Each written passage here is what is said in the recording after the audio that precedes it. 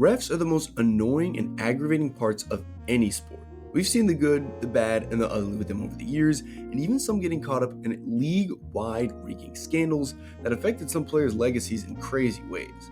But in 2023, one of the greatest refs to ever do it is still keeping on the old ways by taking over in the clutch and establishing himself as the most feared ref in all of the league. But what if I told you that this ref, this absolute legend whose exploits on the court have him feared by both fans and players alike, is at a point where his legacy and time might be over as the league's top dog? It's time to discuss if Scott Foster's legacy is as cemented as it really seems. Yo, what's up everybody? It's your boy 2KJ here, and today I want to talk about how in this playoffs, Scott Foster's legacy has been falling apart before our eyes. I'm going to explain to you why in a sec, but first, if you like the content, don't forget to like, comment, subscribe. Let's get right into it. So, for those who don't know, Scott Foster has officiated over 1,600 NBA regular season games and over 200 NBA playoff games in his career. He's been one of the longest tenured refs in the whole NBA. I mean, this guy's been around since the Jordan era and still today is one of the most commonly seen refs in 2023. Now, just because he's been around a long time doesn't really mean he's the most liked. As a matter of fact, Scott Foster's been voted the worst ref on multiple occasions due to his dominant style on the court. But what about his legacy? Well, if you don't watch basketball, think of this guy as the literal boogeyman.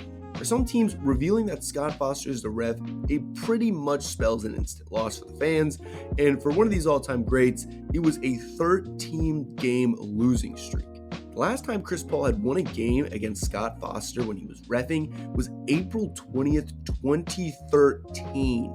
So basically for 10 years in the playoffs, CP3 was being terrorized by this man and couldn't buy a win against him. Until April 18th, 2023. After surviving a Scott Foster masterclass and attempting 0 free throws, Chris Paul picked up his first win in almost 10 years against Foster. Even shown in the game begging to Foster to let him win after those 13 losses, and Scott let him through. But as good as that was for CP3, it's a major blow to the legacy of Scott Foster. He was the Chris Paul stopper. He was the Chris Paul destroyer, but he's not anymore. We know that Scott Foster can bleed. I mean, giving the Clippers game 2 would have been the series, but is Scott Foster showing weakness? Well, let's talk about another game, and I can show you another instance of him doing the same thing in these playoffs. In Game 2 of the Heat vs. Knicks series, Scott Foster was in the middle of another unreal performance. After missing an obviously blatant call where the ball hit the side of the rim and calling a shot clock violation, the Knicks would go down and score and would be the decisive swing to help them win the game. But this is where another part of his legacy comes in. He is often voted as the worst ref, yes, but in large part because of his uncanny ability to extend series when the opposing team needs it the most. In this case, the Knicks. The ability has given him the nickname the Extender, and the Knicks are going to need this service Game 6 as well. Heat had lost their last 10 games officiated by Foster. In Game 6, it was looking to be much of the same. Except, it wasn't. The Knicks squandered a huge lead in the first quarter, and the Extender failed to live up to his generational title. Another part of his legacy shattered. And the cream of the crop was, it happened again. Yesterday, the Lakers were down 2-0 with not only a chance to get back in the series on the line, but the coveted Lakers-Celtics matchup is in huge danger. So, who did the NBA send? Who else? Their champion, their GOAT, the Extender, to handle business and keep this series alive.